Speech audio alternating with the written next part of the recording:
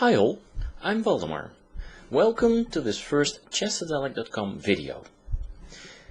We're going to look at a fragment from a game between Radjabov and Ivanchuk that was played in 2008 Sofia, Bulgaria during the MTEL Masters tournament.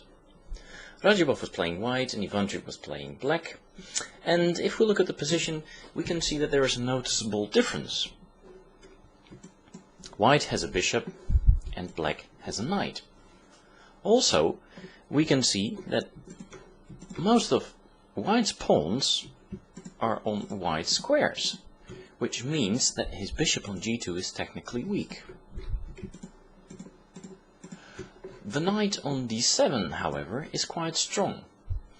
It threatens to go to c5 and attack these weak pawns on b3 and e4. And also,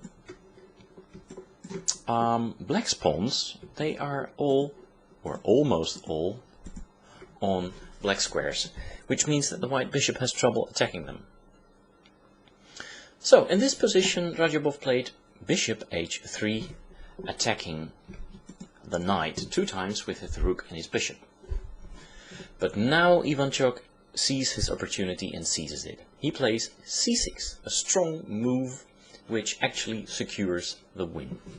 This move attacks the rook. And since the rook cannot really move over the 5th rank, it has to move backwards somewhere along the d file. But if it moves backwards along the d file, let's say to d2, then black can play his knight to c5, and all of a sudden white is in great trouble because of the attack on his weak pawns. This would be a winning position for black. So instead of going back to, for instance, d2, Radjabov chose to exchange all the pieces on d7. But what he probably misjudged in time trouble is that this pawn endgame is winning for black. And that has to do with the fact that black has a majority of pawns on the king side against 3 white pawns. And even though white also has a majority on the queen side against these 2 black pawns, white's majority on the queen side is having trouble of getting into motion because of the fact that the b pawn is hampered. It simply cannot go forward because then it will be taken by the black a pawn.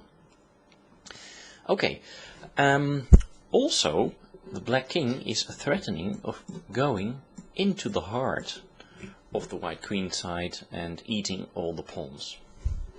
So this explains why after the exchange on d7, Radjabov played c4, c5, preventing the black king from going to d6 and then to c5 and b4, etc.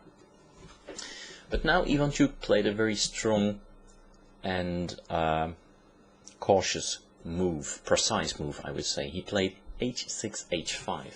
And now not only the b pawn is hampered, but also the g pawn is hampered. It cannot go forward because then it will be taken by the black h pawn.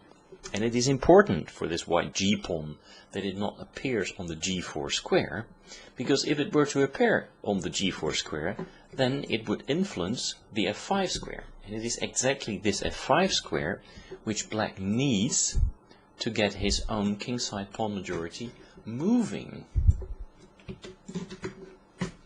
Okay, so h6, h5, very good technical move by Ivanchuk.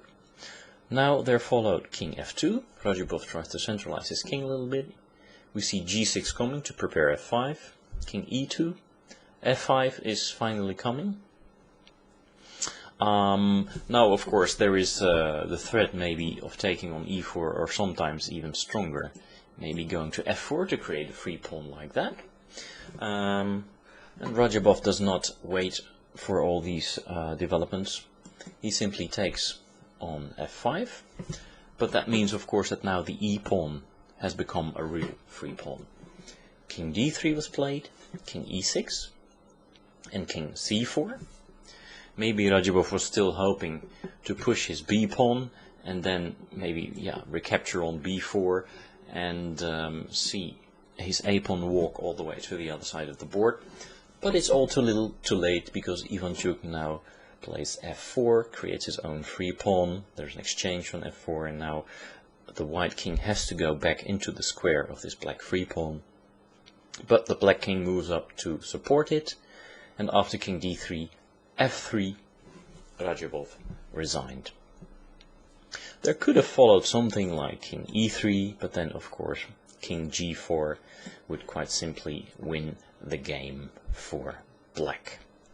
Okay, this brings us to the end of this video fragment. Thank you.